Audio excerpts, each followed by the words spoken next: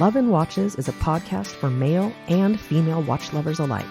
Perpetual Girl and Ranch Racer are a watch-crazy wife and husband team bringing you the latest in news, gossip, controversy, and anything else that matters in the world of watches.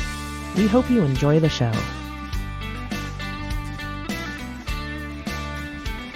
Hey, Watch fam. Welcome to episode 6 of Love and Watches. This is Ranch Racer.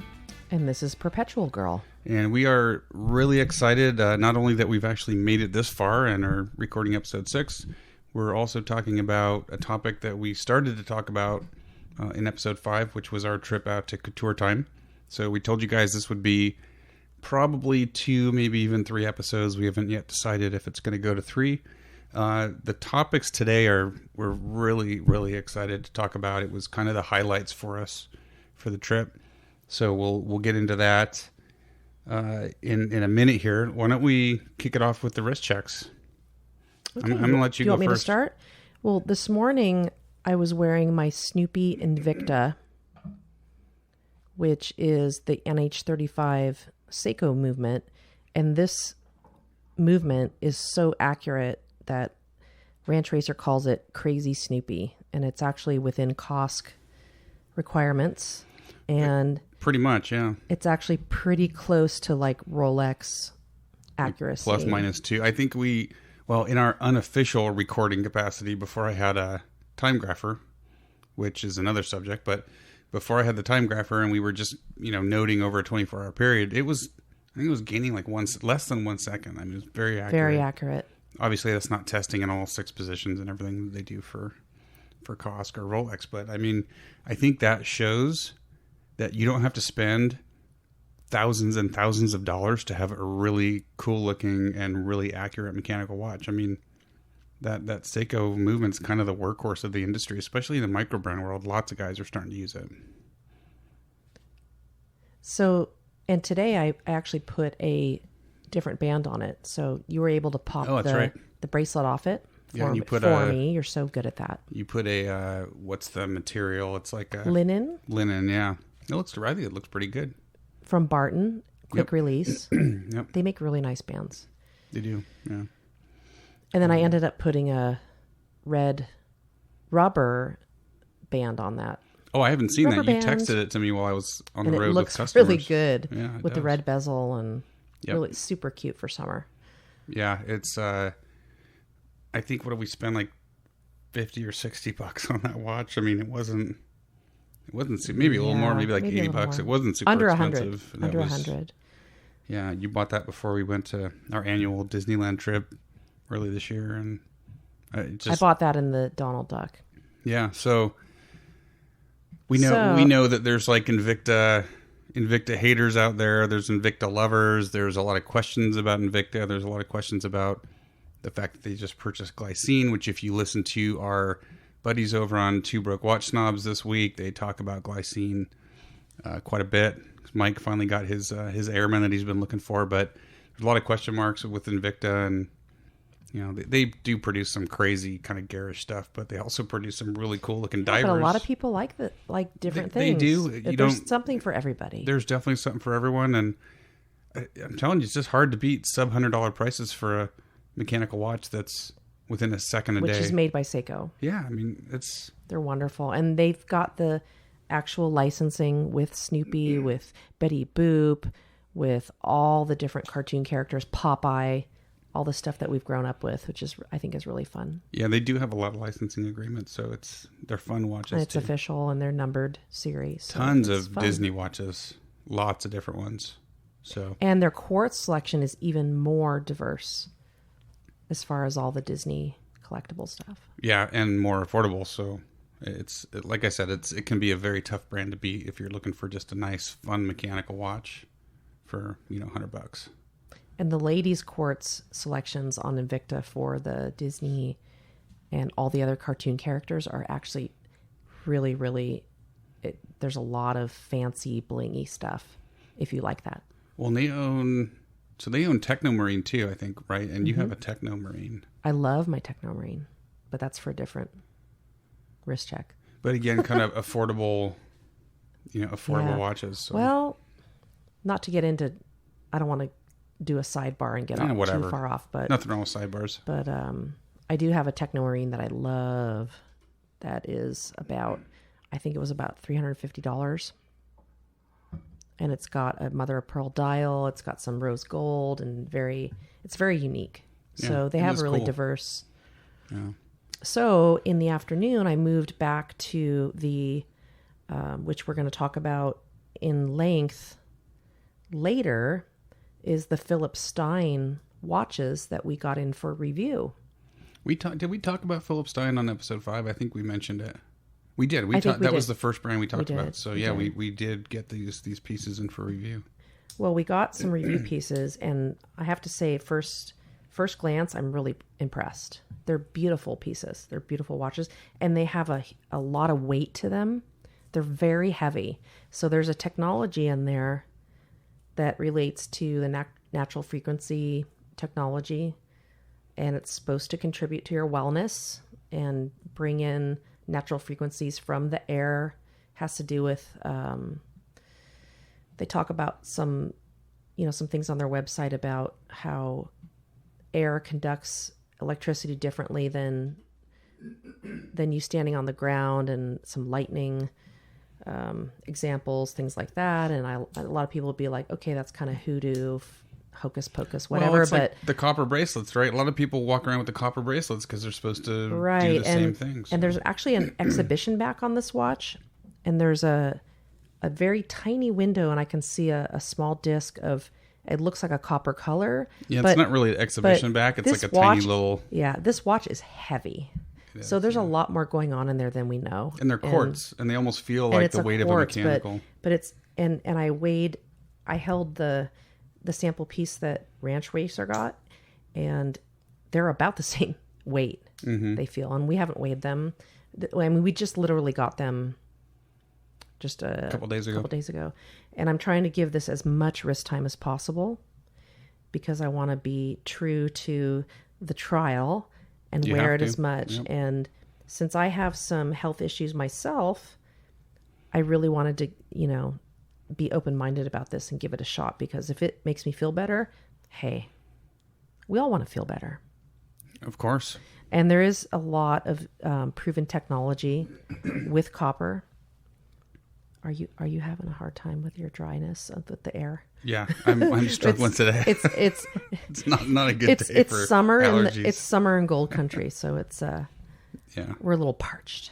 Not doing great today with the allergies, but yeah, I mean, so far I like what I see. It's a beautiful watch, and this is a two-tone. Not to get too much into the review, because we're going to do an extensive review after the 30-day trial period, because they really recommend you wear it for at least 30 days to get the benefits. But I'm very carefully wearing it because I don't want to scratch it. But it's heavy, but it's actually really lovely. It's got a mother of pearl dial, two-tone gold and stainless band. I think it's a gold plate or a... It's definitely plated. I don't know what plating process they use. But and it's actually got some diamonds in the indices. So and the indices are applied. So it's actually a really pretty watch. I'm really impressed. Yep. It looks really nice on. It looks nice with jewelry too. So that's my very extended, lengthy, blabbermouth wrist tech. All right. So I guess that means it's my turn. So now that you're done blabbing, right? Do we have a timer set? No, I'm keeping an eye on the recorder though. Okay. So I'm along those same lines. I'm also wearing the Philip Stein. So they sent us we asked for a his and hers, because that's, as you guys know, that's kind of what we're all about. And so we're going to try to do as many reviews for you guys as we can that are focused on watches that either you can both wear, or his and hers watches, different sizes, that kind of thing. So the other one that they sent us was the men's GMT, or men's Traveler GMT. And by the way, I forgot to mention. I think you mentioned they're both quartz, right? They're both quartz. Yeah. Which is why I'm kind of surprised of the weight, because we know a quartz movement is not a heavy watch. Yep. And both of these watches are in their Traveler selection. Yeah, we purposely did them out of the same collection because we wanted similar watches that right, man and woman could enjoy together. They have a very diverse collection of styles. They do. And so we kind of went through and made some suggestions to them, and these are the two that they sent us. So this one, I think it's a 42 millimeter. I haven't actually... Mine's probably a 38 I haven't actually or 36. put the calipers on it, but really nice, 3-hand quartz. It's a Ronda movement, GMT movement, nice white dial, internal, 24-hour rehot. So, sorry, the rehot is, if you look at a watch dial, at the very outer edge, usually you'll see like a minute track. That's frequently referred to as the chapter ring. And then the rehot generally is the piece. Sometimes it's a straight piece of vertical metal that you don't really notice, but it connects the dial up to the upper case. And in this case, they've got a 45-degree angled rehot with a 24-hour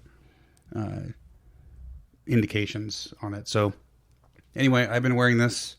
It's all stainless. It's got a nice polished and brushed stainless steel bracelet.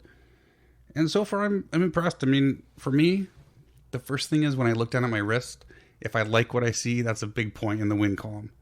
And so far, after a day of wearing it, it's got a big point in the win column because it's a good looking watch. I mean, I look down, I'm like, that's a really sharp looking watch. So it's also got the date, which I tend to be a date guy. I like to have the date on the watch. So mine doesn't have a date. Yeah. Oh, I didn't realize that. Wow. It has a sub-second dial. So, okay. Yeah, so I can synchronize it. Yep. So yeah, we're going to spend some time with these and, see where it goes, see what we think after a week, 2 weeks, 3 weeks, 4 weeks, whatever. And then we'll put a nice detailed review up on the website. We'll probably talk about it again on the podcast, but yeah, that's my wrist check for the day.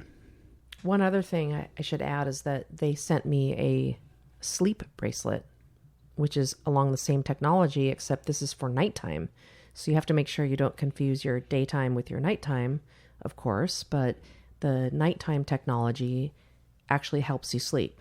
And there will be more about that on our website. I totally forgot they sent that. Yeah, it's supposed to actually, it's been proven to increase your melatonin production. So this is real stuff.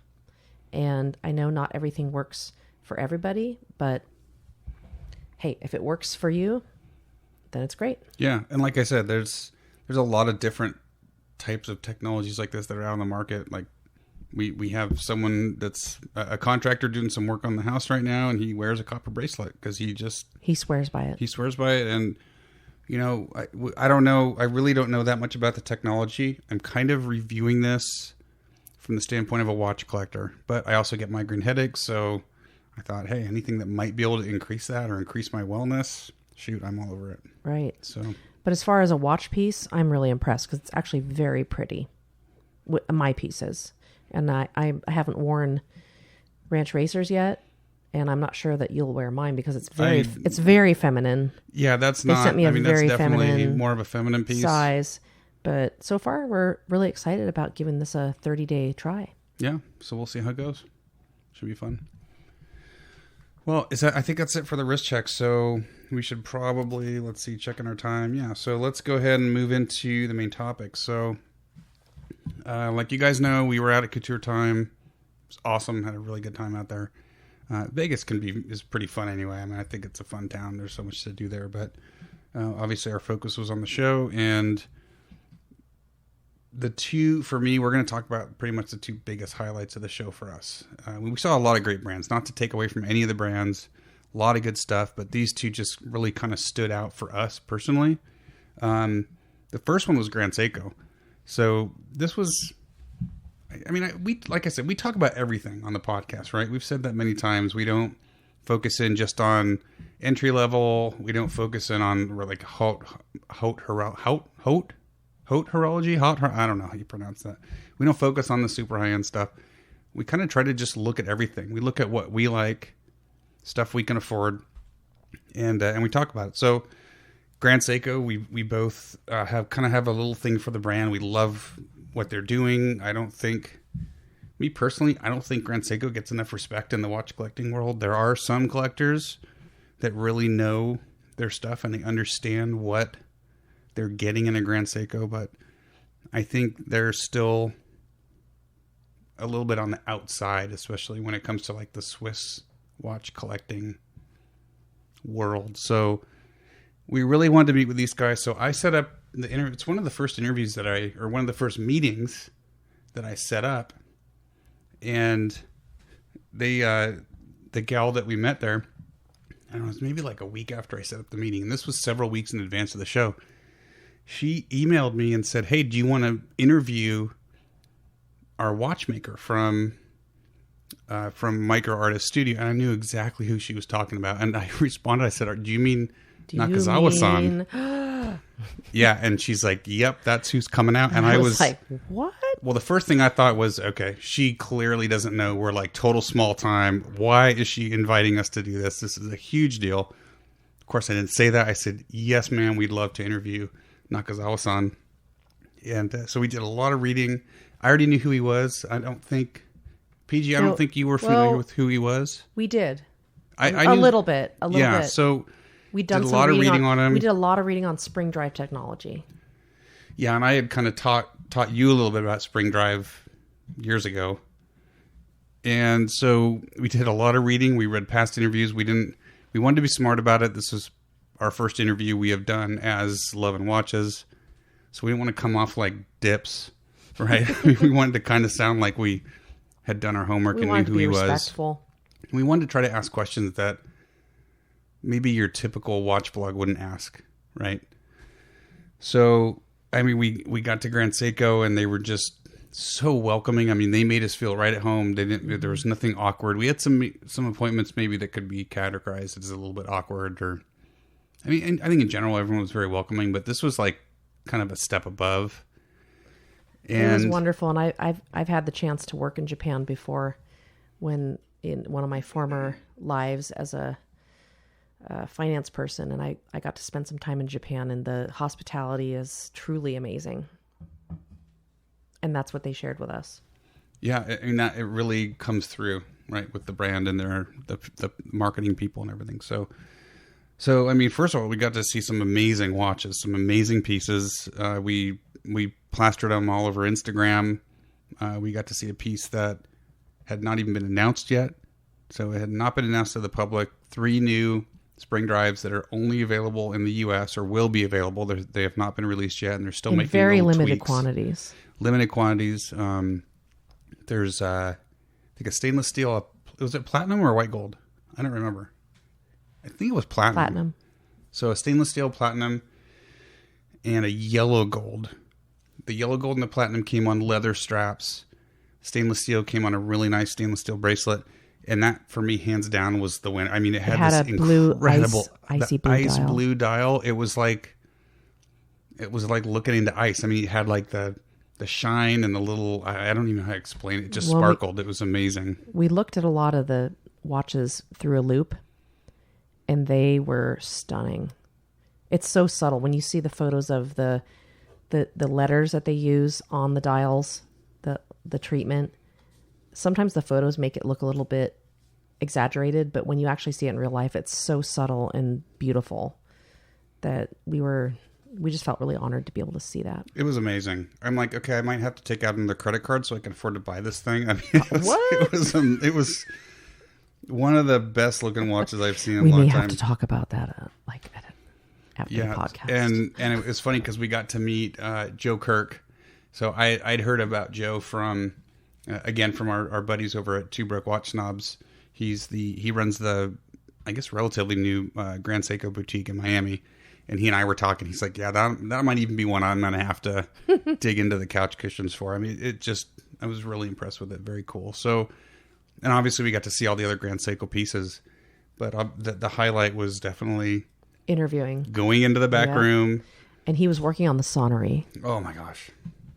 That was nuts. So they had the camera set up. He's actively assembling the spring drive sonnery, which is... I between minute repeater and sonnery, I still can't remember all the differences. I know they chime differently, but it's basically it's a chiming complication. It's the high end complication, and wow. They had a microscope set up with one single piece of rice, a grain of rice, and the smallest pieces out of the sonnery, and they were compared to that grain of rice. And it was really an honor to see all that.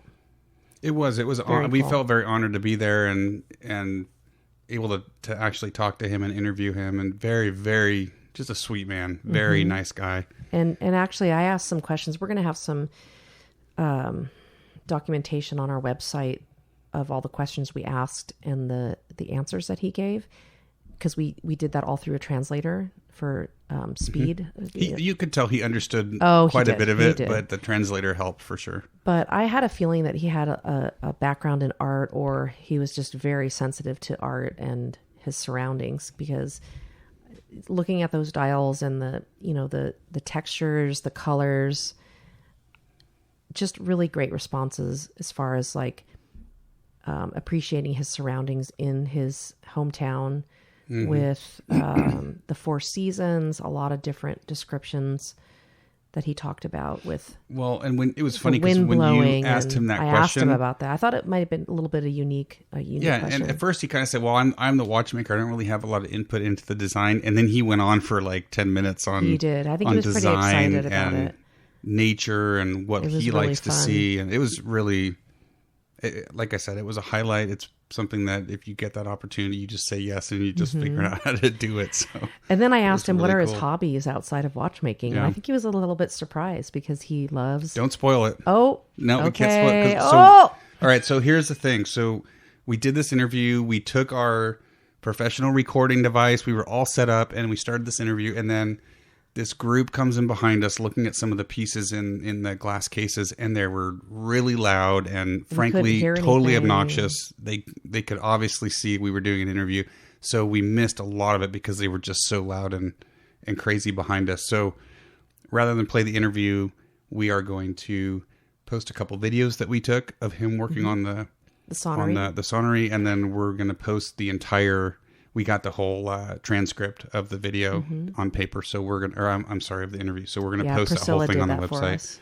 And I will probably be posting that on wristwatchreview.com as well. So just really, really amazing. And for those of you that don't know the background, so the Micro Artist Studio is something that Seiko Epson Corporation founded back in 2000 to help train their up-and-coming watchmakers that were going to work on their high complications from Grand Seiko and Creator and those higher-end brands. And Yoshifusa Nakasawa-San had won a contest in the U.S., and unfortunately I didn't take this down in my notes. Actually, I might have it here because I think it's really important that we note this. So let's see, from 91 to 97... he was working in manufacturing abroad, so he was not in the watch world, but then came on in 2005. But in 1981, there was, I'm trying to find out what it was called, the World Skills Olympics, which were held here in Atlanta, in the U.S. It was called the World Skills Olympics. This was in 1981. And he was crowned the champion in the watch assembly and repair section. And that for him is still like a really huge honor. And then that led on to him, I guess, doing some consulting abroad and then eventually ending up at Seiko, and who's been there ever since. So very cool. Excellent. So sorry, I'm handing over to PG while I have an allergy attack. So how are we doing on time? We're good.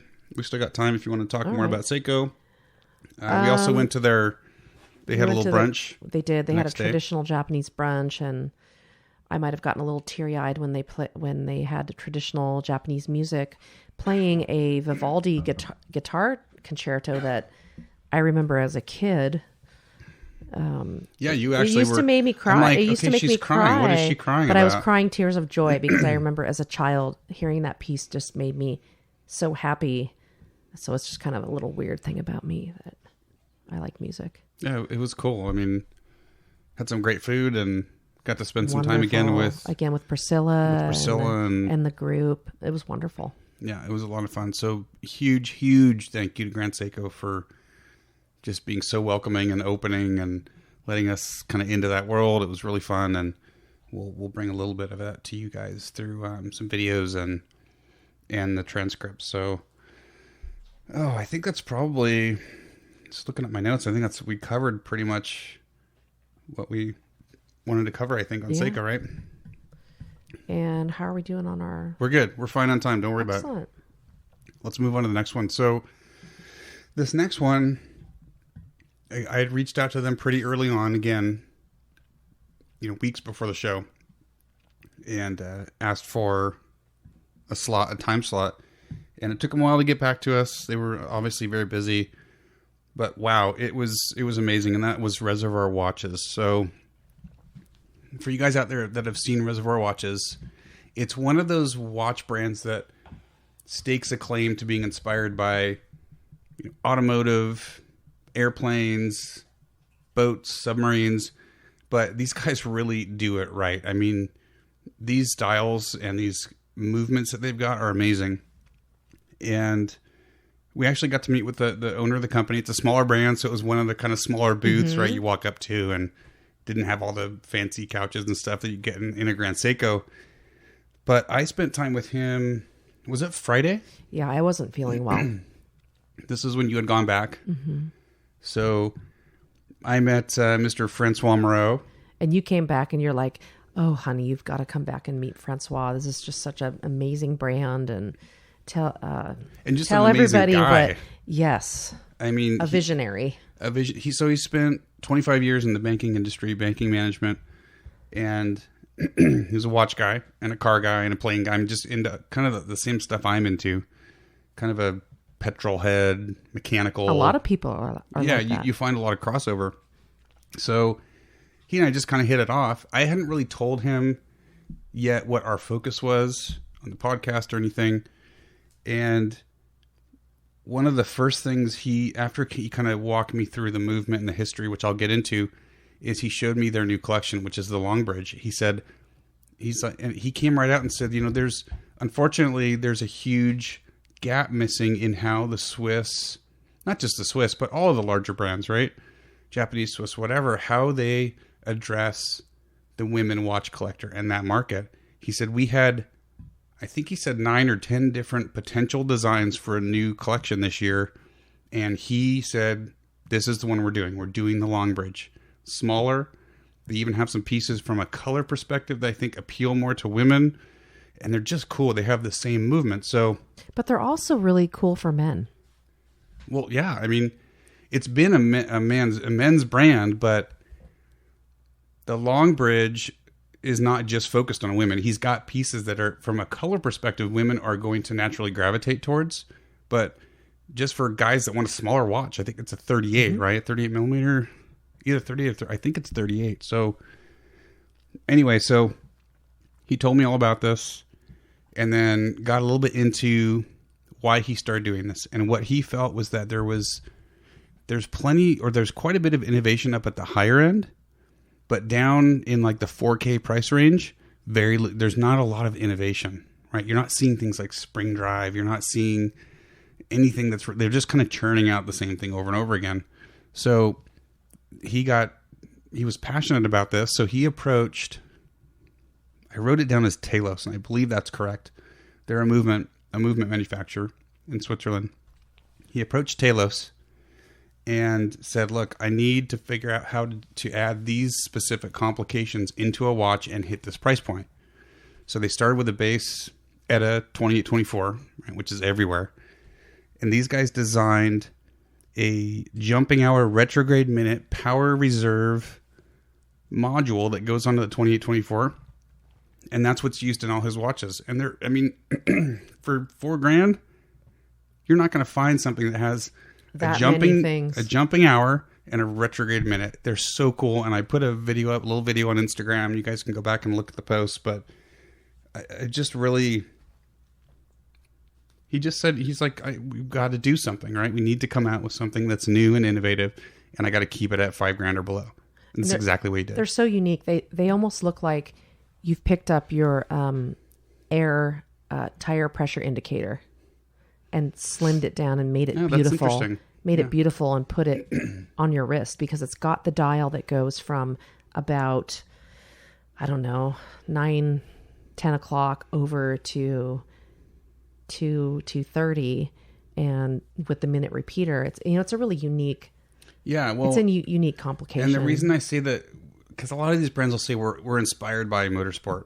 Well, just because you have a chronograph doesn't mean you're inspired by motorsport, right? Well, he's taken that to the nth degree. So if you look at some of his collections, I don't have the website up right now, but like the automotive collections, the retrograde minute, which goes from 0 to 60, right? And I think it starts at like 7 o'clock, 7:30, and goes around to like 4:30 or somewhere, 5 o'clock. And it looks like a tachometer, right? Yeah, so your RPM gauge on a car. It looks exactly like that. It's very much, it's replicated. Yeah, and some of them he's even got the red line indicator, right? Mm-hmm. So, and then the power reserve is a fuel gauge, right? So one of them looks like a fuel gauge out of an old Mustang. I mean, it's... Yeah, he had the actual components there. Oh, with for the long bridge. Yeah, next to the actual watch. It was really cool to see that. So the original inspiration for the long bridge was the dash of the original the Mini Cooper. So he had that dash there, the speedometer. Man, they did such a good job replicating that. And the fact that you're not just getting something that looks like it, but you get something with the retrograde minute, you get something that actually acts like a speedometer or a tachometer. Just really impressed with him. And I spent like an hour with him. Took you back on Saturday. We spent another hour there talking to him. He was so excited to hear about the podcast and what we're doing. And then there was a little shindig that Red Bar was there, and Watchanista, they put on a little shindig at the Neon Museum after hours. And we spent another hour with him there just chatting about the industry. And just such a sweet man, and just really cool guy. Great guy. Yeah, and so hope we can see him again. I'm sure we will, and it was such a good experience. I really wish him all the best. It's a watch that we are actually might consider. I would love really to have one. That long bridge is cool, and then he's got some really neat ones that I like. There's one that's inspired by an aircraft cockpit. There's one that's inspired by a submarine and the depth gauge. So they put a lot of thought into it, and we had a great time with them. So, and the ladies' watch, if I can add, the ladies' watch he's kind of working with the colors. But it's not blinged out. It's not blinged. And it's actually more, it's a pretty large size. I think it's about a 38. I'd have to look, but offhand, it's a 38. I think the colors are going to be, you can interchange bands, and it's not a feminine look. So if you are a man with a smaller wrist circumference, I think it's going to be a fantastic watch for someone who wants a little bit of a smaller watch. Yeah. If you just like in general, like I've mentioned in the past, or a normal size I've watch. gravitated towards smaller watches lately too. And I love the look of the long bridge on my wrist. I thought it looked great. So that might even be a size I would purchase. And it could be one to share. Particular watch, and then we share it. So yeah, just a lot of fun. We had a good time with Francois, and I'm really looking forward to working on getting a couple of those, one of the long bridge and maybe another collection in for review in the next few months. So super, super excited, and I'm just really impressed with the brand. I mean, obviously we haven't spent any time with the watches, but from what I've seen, I have a feeling they're going to be excellent pieces to live with on a daily basis. I really hope they're well received, because he had an idea of what he wanted to do, and he did it, and he kept it within a budget. Yeah, and I think they will be well received. There's always going to be the naysayers and the haters. I mean, the internet's filled with haters. That's kind of what powers social media these days, unfortunately. But there will be those, but I think the majority are going to dig them. I think they're very cool. They're not, unfortunately, they're not, sub $1,000, but for the complications you're getting, to get another watch that's got a retrograde minute, a jumping hour. Keep in mind, this is all mechanical. There's no quartz magic in here. This is all mechanical. And power reserve, you're up in, five-figure territory, 20 grand, maybe to start, 18 to 20 grand. And it's a slightly different style of keeping time. It's a more relaxed way of telling time, because he said you can subtly, and he actually, when I tried on the watch, he was setting the time for me to have it flip the hour, and you can kind of barely feel the dial flip when it's the hour. Yeah, you can. It's like, oh, sorry, my meeting's over. Gotta go. You're not having to look at your watch. You're not having to stare at it, or it's not buzzing and like a phone and being rude, because who wants to hear someone's phone go off? I don't. I personally don't. I stick my phone in my purse on mute. And this watch will just barely click and you just feel it on your wrist. It's like, oh, it's 3:00. And you kind of hear it. There's like that little click. Barely. Yeah. It's subtle. It's wonderful. And I can't wait to purchase one. I hope they're not cheap, but they're not super expensive. It's and something to, like I say, dig out of the couch cushions. And you're getting the high complications, but in a sportier look, in a fun, sporty look. It's not rose gold, super dressy leather. I mean, it's not super masculine either. It's very unisex. I mean, it's totally something unisex, that works for everybody. It's sporty. It's fun and sporty, but still with some pretty high complications. So, yeah. Boy, I'm excited. I love them. I love them. Yep, I'm really excited to see. And their plan is he wants to release a new collection every year. So these guys, they're not going to just sit on their collections of what they have. They're going to continue to grow the brand. Although I know what they have works pretty well. It's kind of like if it's not broke, don't fix it. Right? Sorry, having another attack. Aww. Yeah, I'm really looking forward to what these guys come out with in the next few years. So should be fun. Let's see how we do on our time. I think we're probably good. Mm-hmm. I think we're doing good on time, so we should probably go ahead and wrap up. Just a quick review. We talked about our wrist checks. We've got the Philip Steins that are in for review. We're both wearing a couple different versions, and we're going to wear them for probably about, I don't know, somewhere between 2 and 4 weeks, and then give you guys a detailed review on them. I think it's going to be interesting. This brand is not a brand that comes up frequently in the watch collector world. You don't see it. I'm not 100% sure why, and I think hopefully after wearing them for a while, we'll start to understand what the brand's about. But I think from what I'm seeing so far, they've got some nice offerings, and we'll see how it goes. But very diverse. I mean, really, some of their pieces are really unique, very unique, and I think it's a kind of a niche market. And I think as far as appealing to someone who wants to look at wellness, I think there's a lot of people out there who are always looking, to be open-minded. Yep. And look for something like that. Well, and I thought the odd thing was they weren't in the COUTUREtime watch section. They were in the jewelry show, the Couture. Yeah, I wasn't sure. I wasn't sure why they kind of put them out there, because they're definitely a watchmaker. I don't know. And they have some automatic self-winding. They've got some autos, watches, some mechanical, and those were really cool. They have like 4 or 5 different. They have 4 or 5 different models of their watches. So, and some brand new ones that they've done with a philanthropic backing. As well. So look for that in the upcoming weeks. Also, I am headed to a G-Shock event in the Bay Area at Topper Jewelers next Saturday. That should be cool. Little bummed. Originally, the G-Shock man was supposed to be there, right? Kikuo eBay was supposed to be there. That was the whole premise. Unfortunately, it sounds like he's got some health issues right now. He's not going to make it. Definitely bummed about that. But I talked to, I think it was one of the regional sales guys for the brand when we were at Couture, and he said, you really should still go out. It's going to be neat. We're going to be introducing a couple new pieces, so that's exciting. So I'll get to be one of the first to see that. But yeah, I was bummed to hear that that they weren't going to be there. But the funny thing is, I grew up in the Bay Area. So Bay Area folks, by that I mean, so we're up above Sacramento in the foothills of California, Northern California. Both PG and I grew up on the peninsula between San Jose and San Francisco, which is a madhouse now.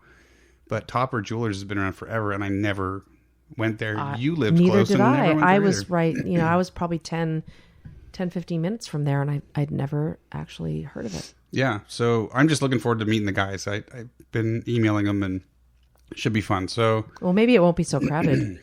I'm sure there'll be people that won't go because of that, but I'm definitely going to still go check it out. And anyone that's local to the area here, I would highly suggest you go. Anytime that Topper has an event, I've seen videos and pictures and read articles about their events. So this will be the first one I go to. I definitely recommend going and checking it out. So probably be talking about that on our next show.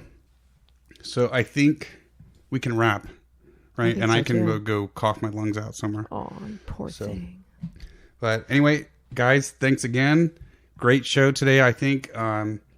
Please check us out on Instagram at 11 Watches. Check out the 11 Watches website. Let us know what you think. We're always open to ideas. We're starting to get some of you guys reaching out on Instagram over DM and commenting on the posts. Definitely let us know what you think. And we're happy to talk about anything. And we want to welcome all watch collectors, all opinions, all points of view. So definitely reach out and let us know. We're excited to get to know you all as well. So I think with that, we're out. Yeah, and my motto is buy what you love and love what you buy, no matter what it costs. Absolutely. This is Ranch Racer and Perpetual Girl.